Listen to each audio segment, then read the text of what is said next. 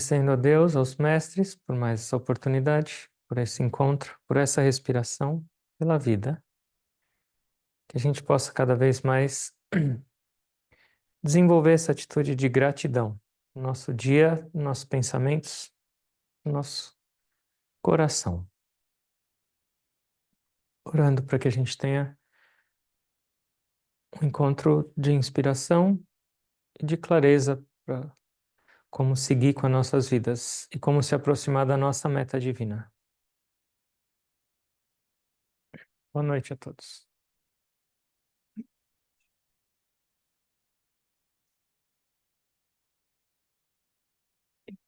Em qualquer caminho espiritual, existe uma relação fundamental. Uma relação entre o mestre e quem? Discípulo.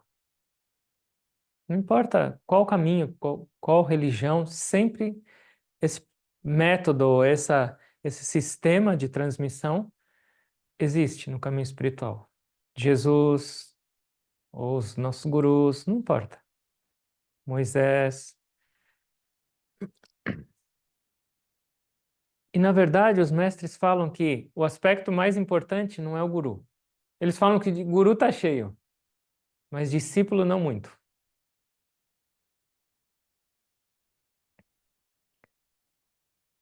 A gente desconsidera, a gente fala, eu sou discípulo desses mestres, mas o que é ser discípulo? E qual a importância disso? Discípulo, segundo o nosso mestre, deriva ou está conectada de uma outra palavra que é disciplina. Então, quem é discípulo? É aquele que está pronto para ser disciplinado. E a pergunta é: nós estamos prontos para ser disciplinados ou não? E para que ser disciplinado? E por que a gente quer ser um discípulo? Por que a gente precisa de um mestre? Uma vez chegou um jovem para um guru e falou assim: eu vim aqui porque eu quero ser seu discípulo, você é meu guru. Ele falou: não, você não precisa de guru. Ele falou: não, não, o guru já está dentro de você, está tudo aí.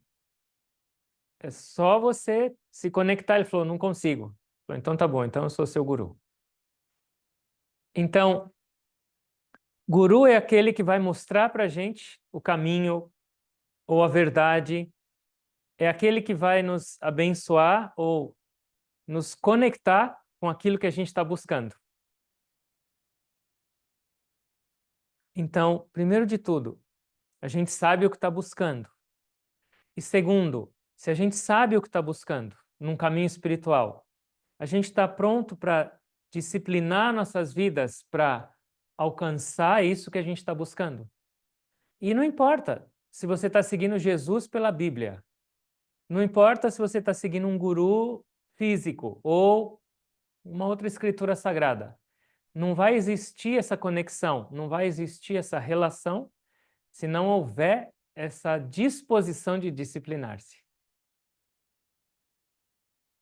Ler, saber todos os versículos da Bíblia é uma coisa, mas seguir.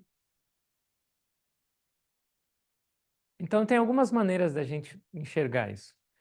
E aí, enquanto eu estava pensando agora sobre isso, sobre disciplina, tem algumas histórias que são interessantes.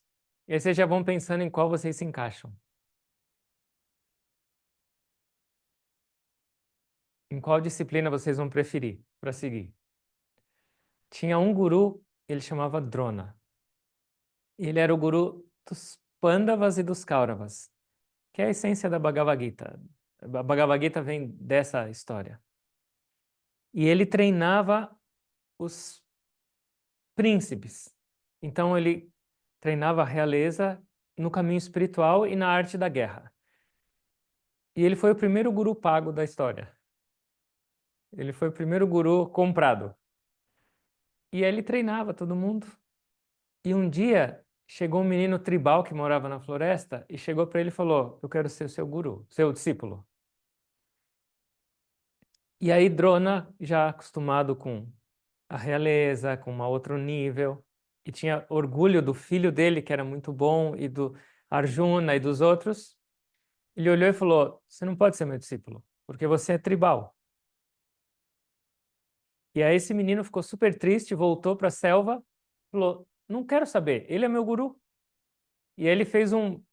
Quando ele se curvou aos pés do Drona antes de sair, ficou um pouco de poeira, né? E com essa poeira ele fez um guru de barro.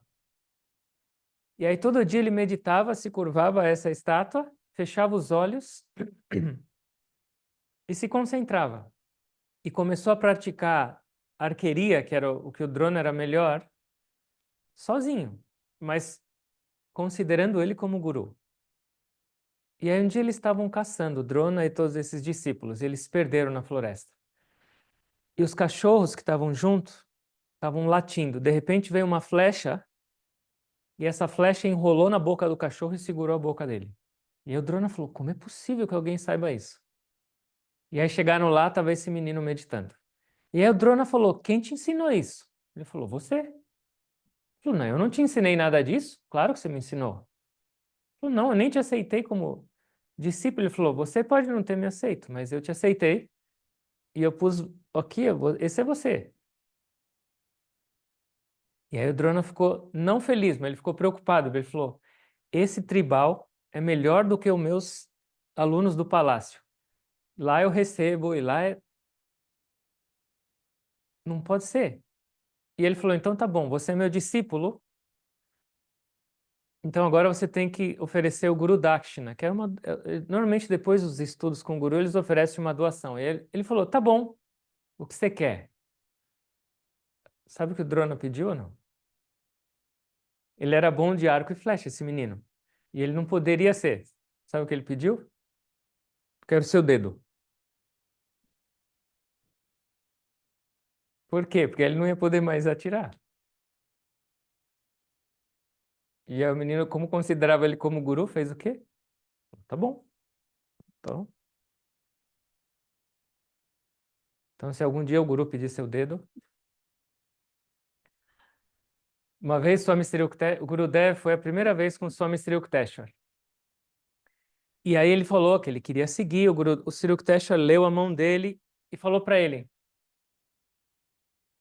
O que você está disposto a sacrificar para seguir nesse caminho espiritual? Na hora o Gurudev lembrou dessa história e falou: Meu Deus, ele vai pedir meu dedo agora. Ele fez uma cara assustada e o Sri Yukteswar: Eu não vou pedir seu dedo. Eu só quero sua dedicação. Ele, isso eu posso.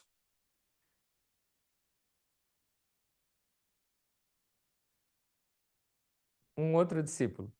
Ele andava sempre com o mestre, eles viajavam sempre. E ele cozinhava para esse mestre.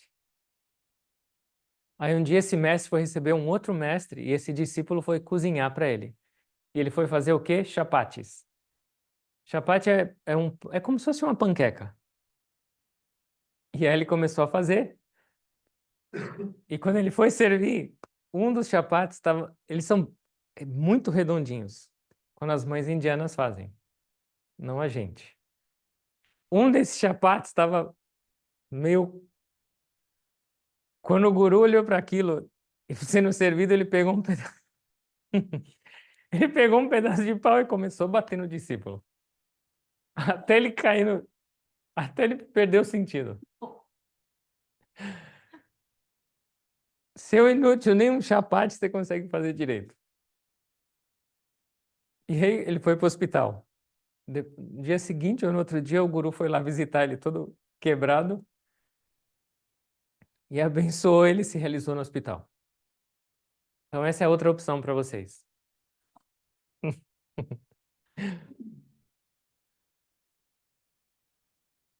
Umas histórias interessantes. Mas não é essa a disciplina. Tem um outro guru. Essas são histórias verdadeiras. Um outro guru, ele tinha vários discípulos que eram muito próximos, e aí chegou um discípulo que era príncipe, super dedicado, e os outros discípulos ficaram com inveja. E falaram: O guru só está dando atenção para ele porque ele tem dinheiro. E o guru percebeu isso. E o que ele fez? Ele apareceu um dia tinha uma bolha gigante na perna dele, embaixo da roupa. E ele falou, eu tô com um problema muito sério. E aí os discípulos, meu Deus, mestre, e agora? O que que a gente pode fazer? Fala que a gente está pronto para sacrificar. Ele falou, a única coisa que alguém pode fazer é colocar a boca aqui e sugar o que está aqui. É um pus, só que é venenoso. Se alguém engolir, morreu. E aí eles olhando, eu falou, nós vamos orar por você, mestre. Espero que você melhore.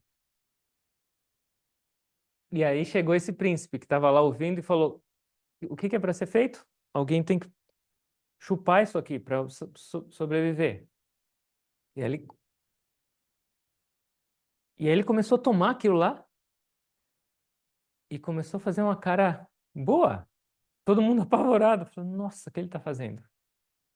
E aí no final, sabe o que era? O guru tinha colocado uma manga na perna. E aí esvaziou a manga. Ele falou, essa é a devoção de vocês. E ficam brigando com o outro. Mas não é essa disciplina. Ninguém vai pedir seu dedo. Ninguém vai te bater com um pedaço de pau. A de Shankara, uma outra perspectiva de a gente olhar. A de Shankara, ele falou que um discípulo ele tem algumas qualificações.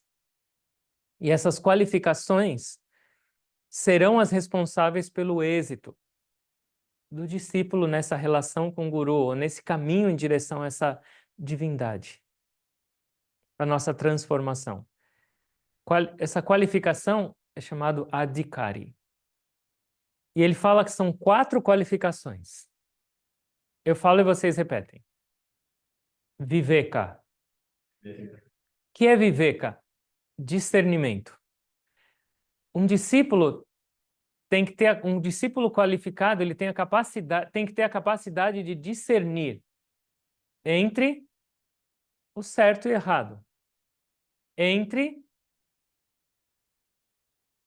o bom e o ruim, entre, e esse é o mais importante, o real e o real, irreal. Discernimento, porque se ele não tiver, ele se confunde no caminho. Segunda qualidade, vairagya. Podem repetir. E o que é vairagya? Desapego. E o que é desapego, segundo Adi Shankara? É não desejar os frutos das suas ações. Não é abandonar sua família, não é abandonar sua conta na Suíça, mas é não desejar o fruto das suas ações. Fácil? E aí, a terceira qualidade, na verdade, ele chama de 6 tesouros. Eu falo e vocês repetem. Chama. Chama significa controle da mente. Dama, controle dos sentidos. Uparama significa compreender quais são seus deveres no mundo, seus dharmas, e realizá-los. Suas tarefas. Fazer suas tarefas com dedicação e foco. Titiksha. Titiksha significa tolerância. E aí a de Shankara fala que tolerância é essa que a gente deveria desenvolver. Não reagir muito nessas diferenças, nas dualidades do mundo. Tá inverno, eu sofro. Verão, eu amo. Hoje tem sal na comida, eu tô feliz. Amanhã não tem sal na comida, eu saio resmungando e fico mal-humorado. Hoje eu tô com saúde, amanhã tem algum enrosco no meu corpo, alguma coisa. Entender que essas dualidades sempre vão vir. Inverno, verão, noite e dia, saúde e doença, prazer e dor, frio e calor, fazem parte do mundo. Então, ter a capacidade de aceitar um pouco mais isso e tolerar, não reagir muito quando passar por esses momentos é titiksha. O outro é chamado samadhana. E samadhana significa ter a sua mente concentrada naquilo que você tem como meta. Então, você está trabalhando, sua mente está concentrada no seu trabalho ou está viajando para lá e para cá? Ou você sabe qual é a meta principal da sua vida e sua mente está direcionada para essa meta ou não? Então, ter esse estado de concentração ou a capacidade de focar-se na sua meta, nos seus objetivos é samadhana. E um outro é chamado Shraddha. Shraddha significa fé.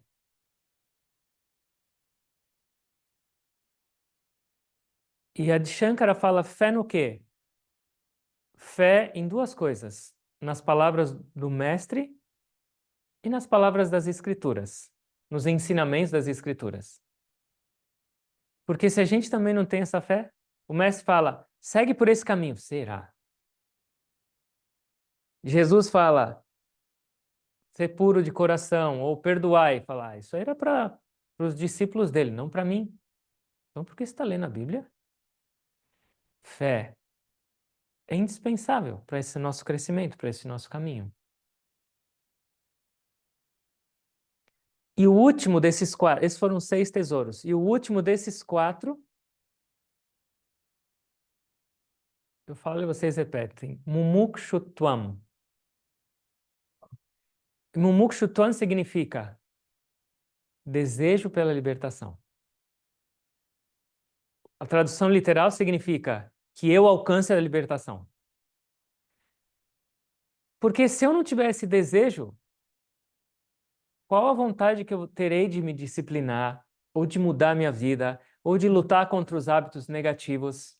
Se esse desejo não for muito forte, se você não compreender o que é essa libertação, libertação da sua ignorância de quem é, libertação dos seus desejos negativos, libertação das suas fraquezas e negatividades, se isso não for explosivo, ardente, nada vai funcionar.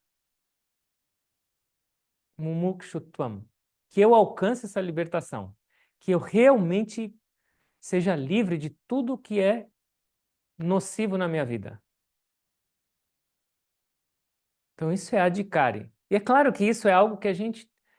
É só para a gente ter uma noção disso e pensar nas nossas vidas. Como essas qualidades estão em mim? Eu estou me aproximando dessa denominação de discípulo nessa perspectiva ou não? Discernimento, desapego.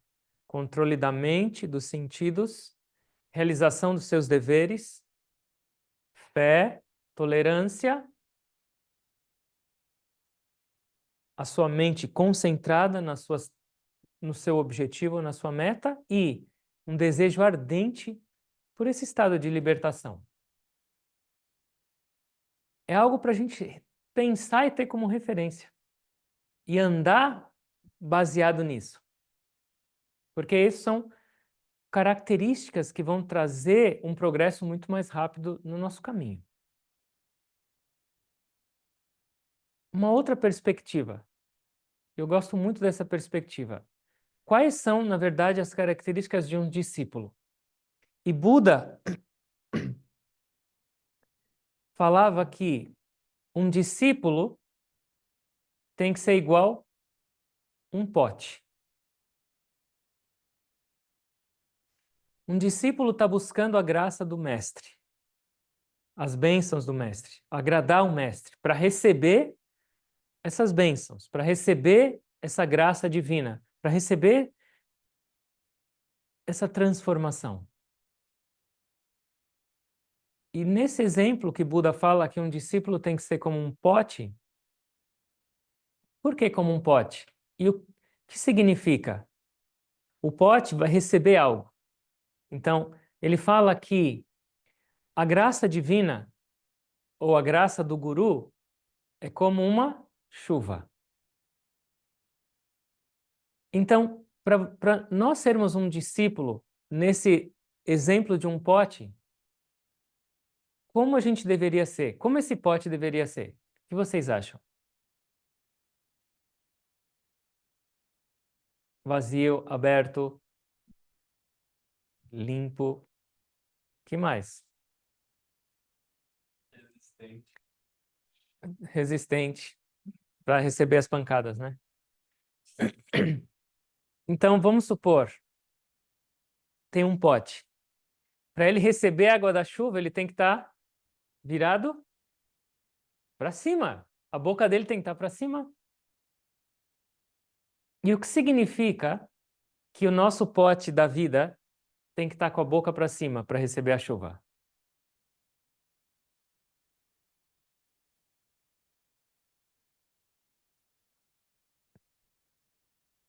Você tem que estar disposto. Você tem que saber, para você se abrir para algo, você tem que conhecer esse algo, você tem que estar disposto a receber esse algo.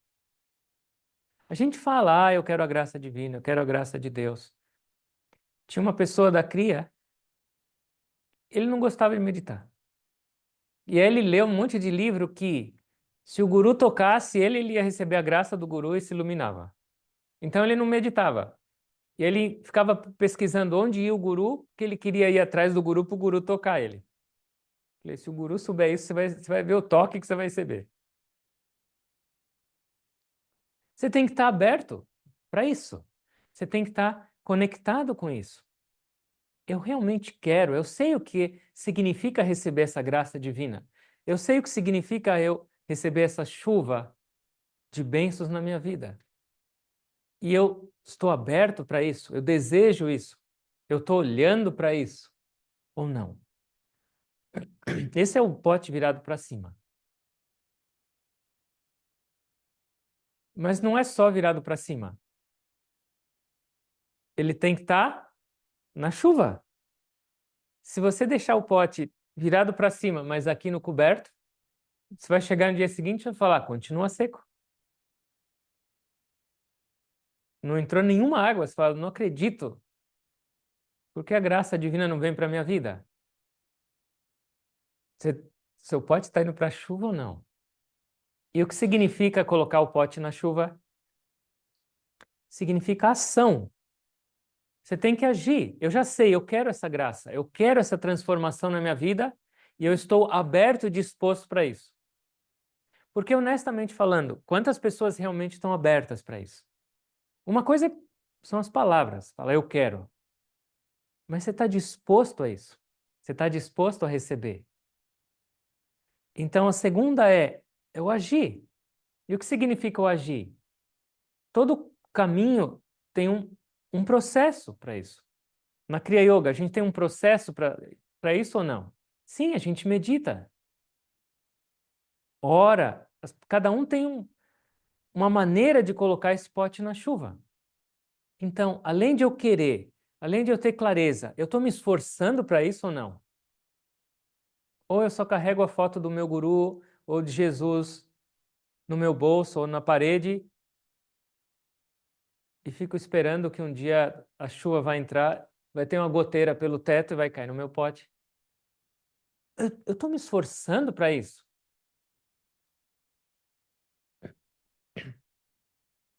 Segundo nossos mestres, isso é um ditado, acho que geral. Sucesso é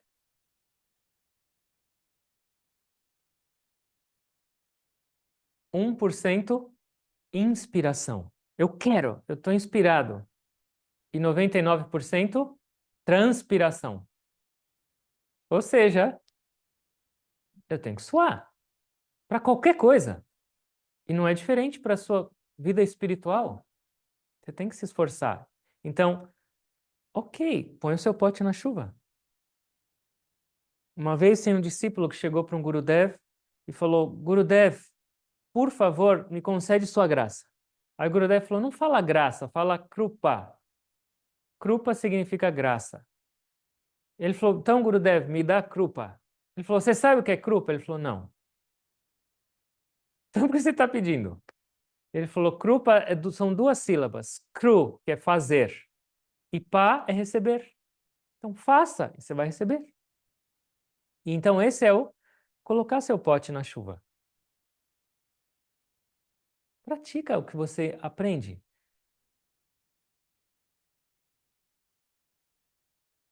Mas não é só isso. Seu pote tem que estar para cima, ele tem que estar na chuva e ele tem que estar vazio. Vazio. Se você colocar um pote cheio, não vai entrar nada. E o que significa ter um pote vazio? Nossas vidas são os potes. O que significa esvaziá-lo?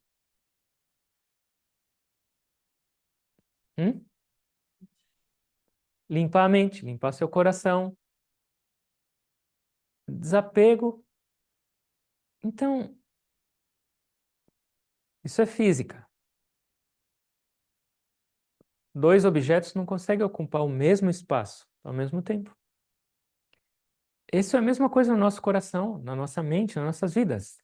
Se o nosso coração está cheio de apego, de ganância, de dúvida, de medo, dá para entrar alguma coisa de graça? De vida? Não!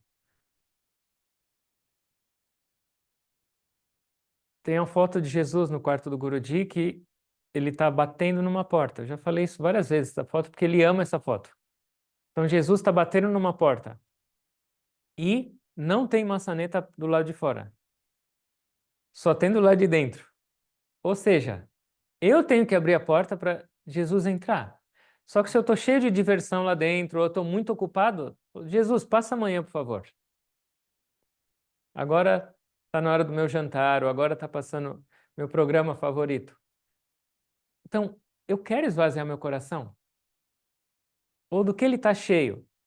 A gente tem que estar disposto a ele tirar todas as negatividades, tudo o que é indesejável, para dar espaço para essa água, que é a divindade, entrar nas nossas vidas. Então é consciência disso. Ok, eu tenho defeitos, eu tenho fraquezas, mas eu não aceito isso. Esse bando de negatividade vai sair. Eles estão de aviso prévio. Chega.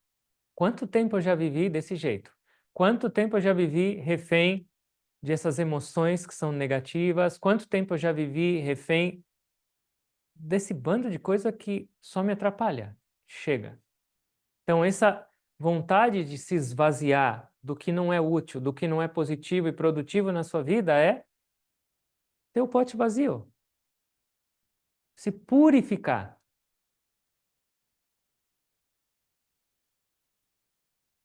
Mas não é tudo. Sabe o que falta? Mesmo o pote estando vazio, precisa de uma outra característica. Qual é? Vamos supor, o pote está virado para cima, está na chuva e está vazio. O que falta? Ele não pode ter buraco. Ele não pode ter rachadura. Porque senão enche de chuva, sai. E cadê a graça divina? Foi embora. E o que significa isso? Que a gente tem que tentar reter o que a gente aprende e o que a gente pratica.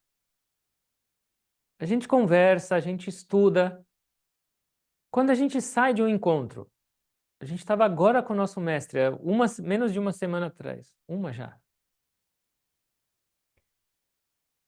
Quando a gente sai disso, a gente está inspirado, a gente tenta mudar nossas vidas ou não? Tenta aplicar isso? Tenta reter essa inspiração? Ou simplesmente a gente volta para os nossos hábitos, volta para a nossa vida normal? A gente sai daqui, medita, sai inspirado. Essa inspiração segue nas nossas vidas. Quando você está com a sua família, quando você está lidando com o mundo. Ou essa graça divina já esvazia rápido.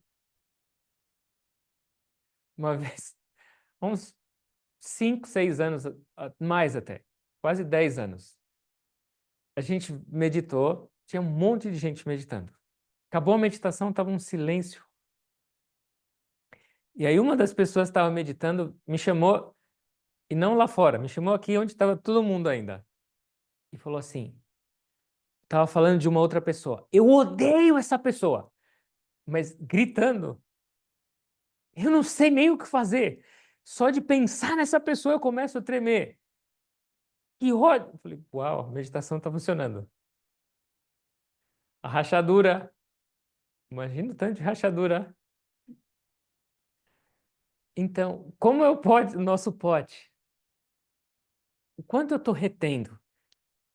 Depois que você entra, tem por exemplo, um estado meditativo, ou você vai na missa e se sente bem, abraça todo mundo, comunga, você dá 2 passos para fora. Como tá? Seu pote ainda está cheio dessa graça que fluiu. Ou ele esvazia rápido. Quanto tempo eu consigo manter isso? Nosso Gurudev falava, a sua meditação é parar no posto de gasolina e encher o tanque. Alguns minutos. Mas aí depois você tem que rodar com esse carro com o tanque cheio o dia inteiro. Então, se conecta um pouco, medita, estuda um pouquinho, a gente se reúne, mas se esforça para reter isso, se esforça para isso não vazar. Isso é importante. Então, nunca nenhum mestre vai exigir uma perfeição nossa. Jesus diz: sede perfeitos como vosso Pai é perfeito. Mas esse é algo para a gente almejar, é algo para a gente se esforçar.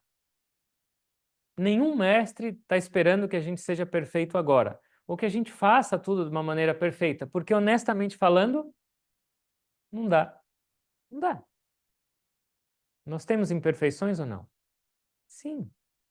Mas é a atitude. Não precisa se preocupar, ai, nossa, como eu sou ruim, ai, meu pote está vazando. Mas, pelo menos se esforça para transformar a sua vida. Se esforça para ser como um pote, dessa maneira.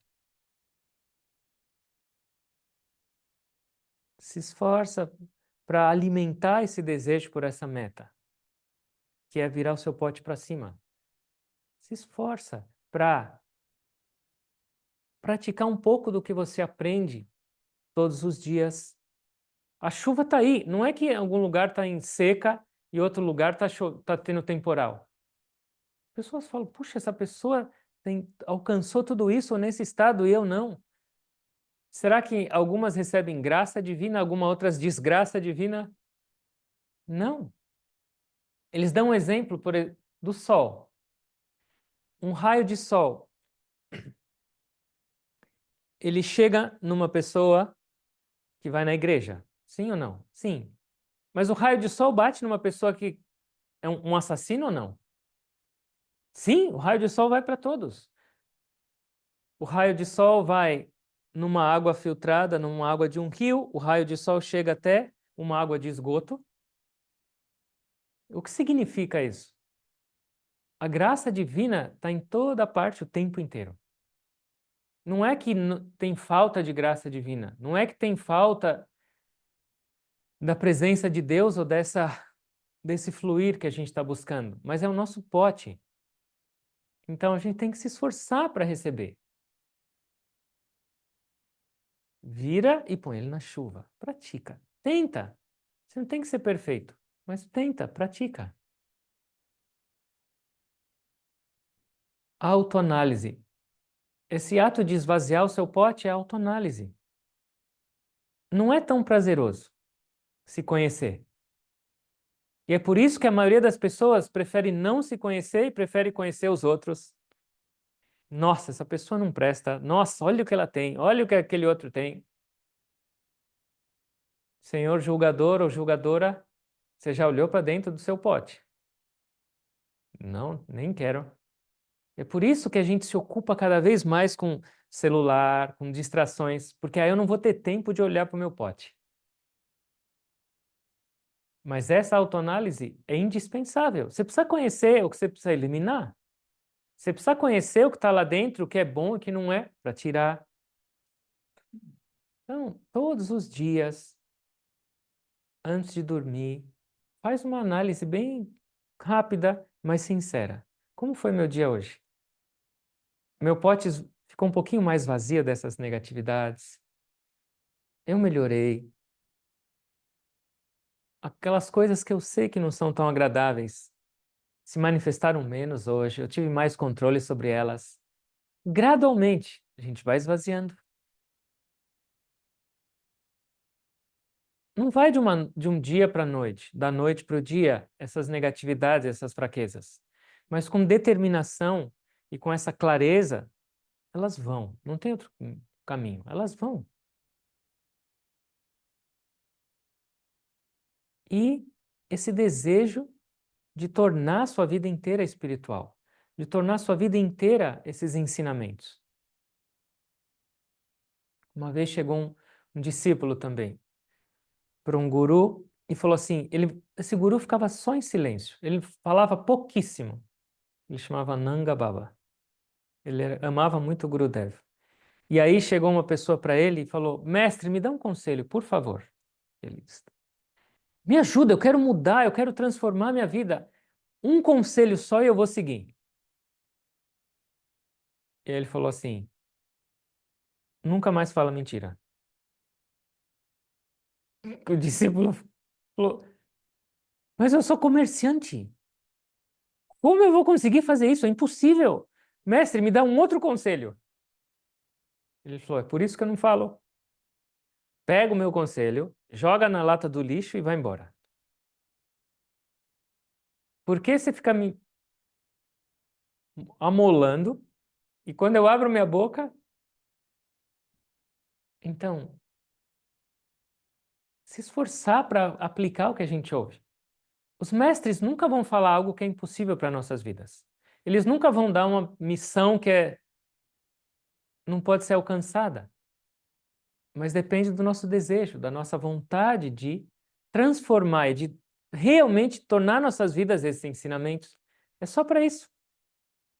É para isso que a gente se reúne, é para isso que a gente lê, é para isso que a gente segue, para transformar. Então, esse desejo o dia inteiro, não é só quando eu estiver num acha, não é só quando eu estiver de olho fechado meditando, mas onde eu estiver, o que eu estiver fazendo, eu vou manter esses ensinamentos.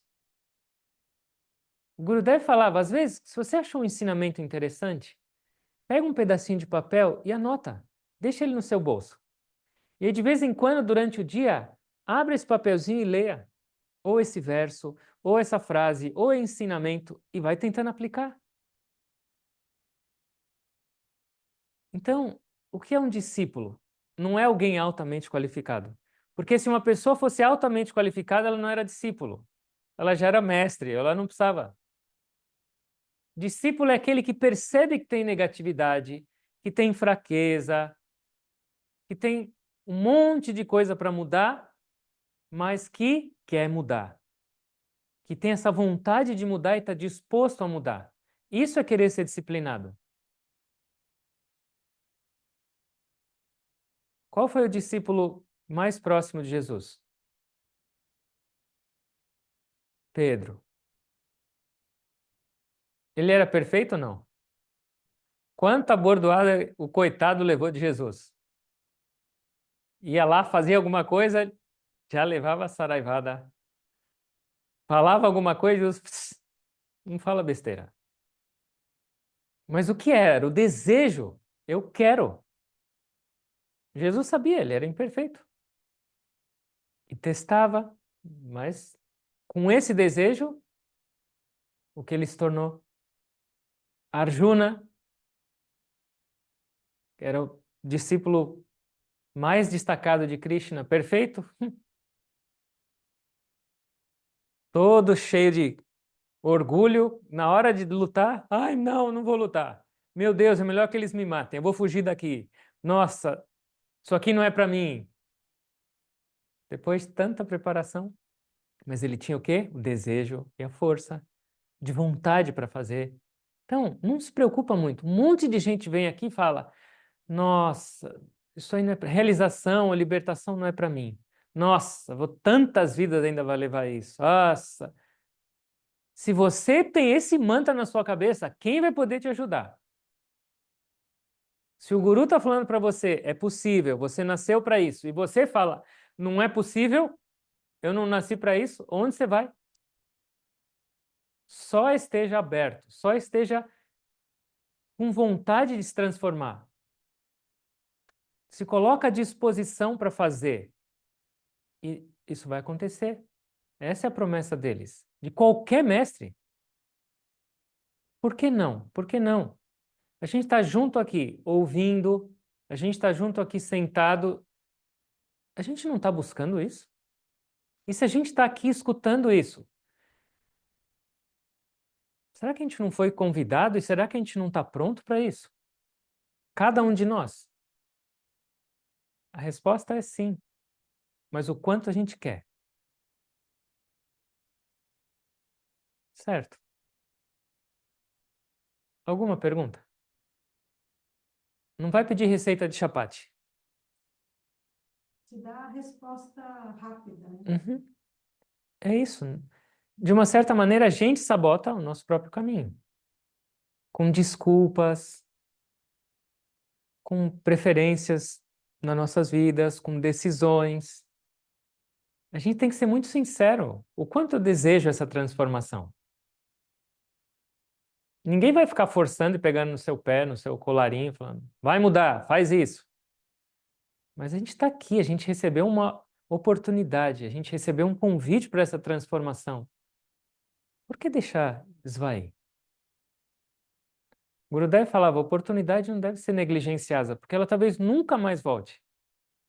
Amanhã eu mudo, amanhã eu medito. Esse raio de amanhã aí nunca ninguém viu. Nunca. As pessoas vêm na iniciação, por exemplo, elas olham e falam, por que não tem mulher aí? Por que esse preconceito? Mulher não pode se realizar, mulher não. Ah, eles são todos indianos, eu sou brasileiro.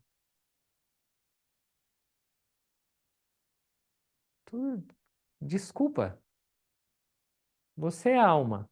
Você não é homem, você não é mulher, você não é brasileiro, você não é indiano, você não é gordo nem magro, nem branco, nem amarelo, nem preto, nem. Você é a essência pura e divina. E todos os mestres de todos os caminhos religiosos, de todas as épocas, de todos os lugares, só falam isso. Acorda para isso. Experimenta isso. Segue, você vai alcançar.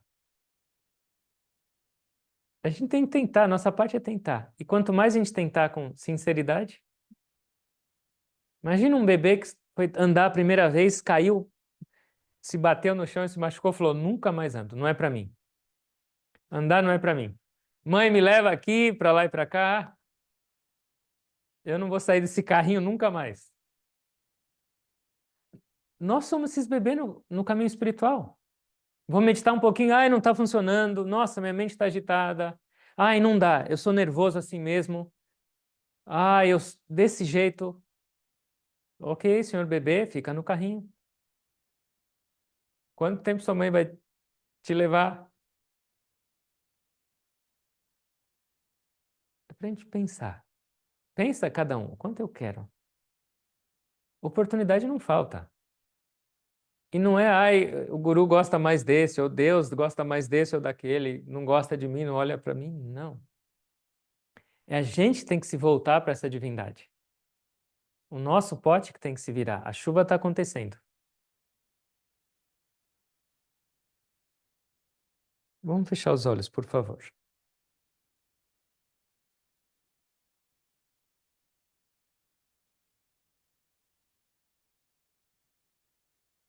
Observe a sua respiração. Essa respiração é a chuva. Ela é a graça. Não importa o que esteja acontecendo agora na sua vida, não importa o seu estado mental, não importa a sua saúde. O continuar vivo nesse momento não é uma graça divina? E o que eu faço com essa graça? Eu transformo ela em desgraça ou eu cresço com ela? Quantas oportunidades a gente não recebe? 21.600 respirações todos os dias significam 21.600 propostas, convites para a nossa transformação. Quanto disso eu estou consciente? Quanto disso eu estou direcionando para a minha meta, para a minha transformação?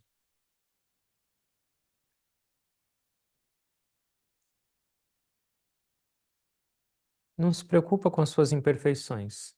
Não se preocupa com as suas incapacidades. Elas são partes da vida humana. Mas se preocupa em mudar. Se preocupa em seguir o caminho que os mestres te guiam e te orientam. Um pote para cima significa olhar para o positivo, para a luz, para a meta. E não se apegar muito ao outro lado.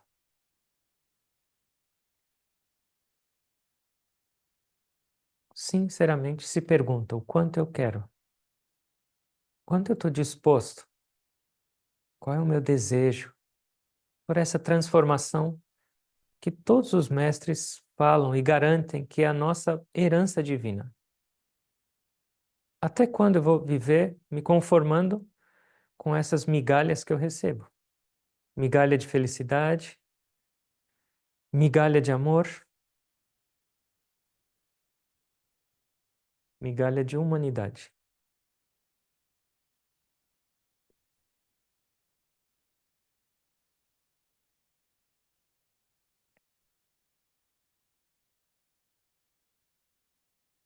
Por favor, inale lenta, longa e profundamente. Segura a sua respiração. Inclina o seu corpo para frente, o quanto puder. Exale. Respiração normal e consciente.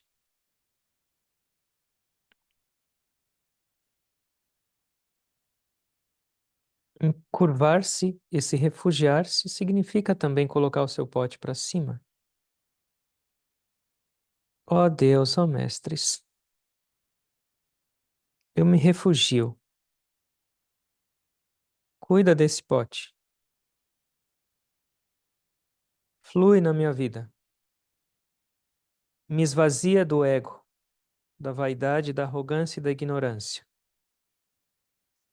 Para que seu amor, para que a sua presença, para que as suas qualidades divinas possam habitar na minha vida, que possam permear meus pensamentos, palavras e ações.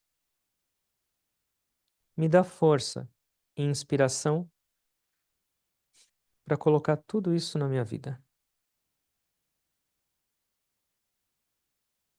Eu não tenho força, eu não tenho capacidade, mas, ó Deus, ó Mãe Divina, você é minha força, você é minha capacidade.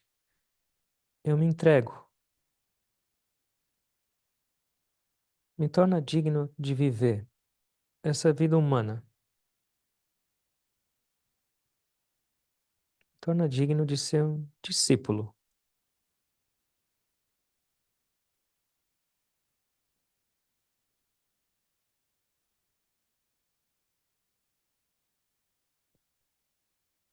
Pensa no seu objetivo, pensa no que você deseja para a sua vida. Ora um pouquinho em silêncio,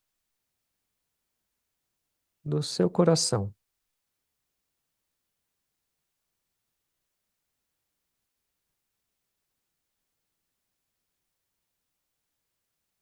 Se o seu desejo é forte, você vai alcançar.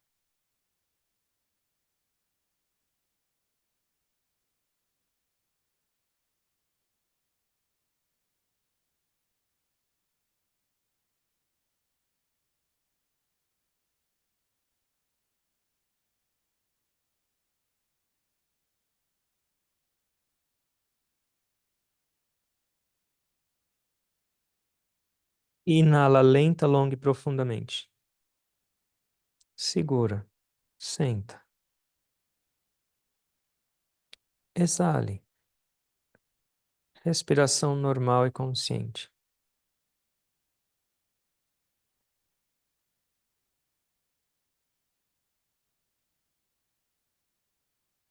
Fica um pouquinho em silêncio. Leva a sua atenção lá para dentro. Busca essa fonte divina. Ela está dentro de você. Encontra o verdadeiro Guru. Encontra a verdadeira presença de Cristo, de Krishna, mais perto do que você imagina.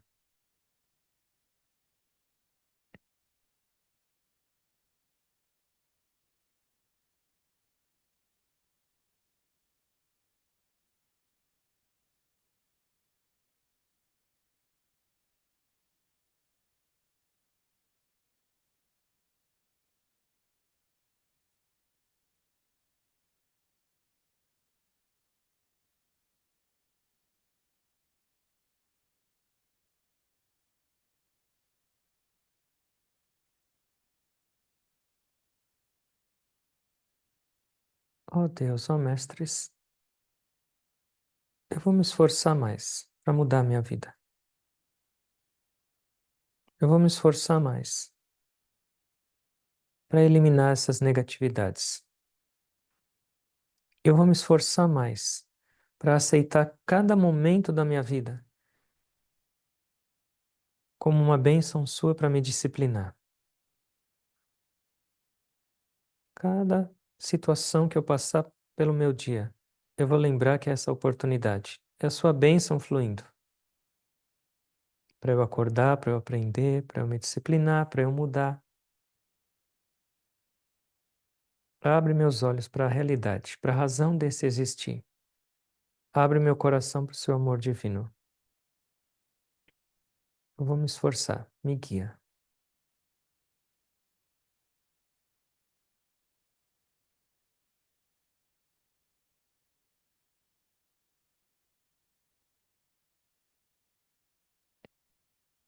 Orando a Deus, orando aos mestres para que abençoem nossas vidas, com esse desejo sincero de transformação. E não só com desejo, mas que abençoe cada um de nós com o êxito, com essa transformação completa nessa existência. Lembra que a sua mudança, lembra que o seu caminho de discipulado não é só para você, mas essa é a sua contribuição para o mundo.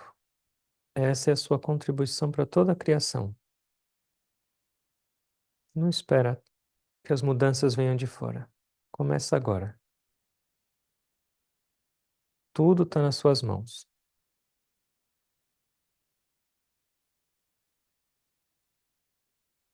Com gratidão por essa oportunidade, pela presença de cada um de vocês, eu me curvo a todos vocês.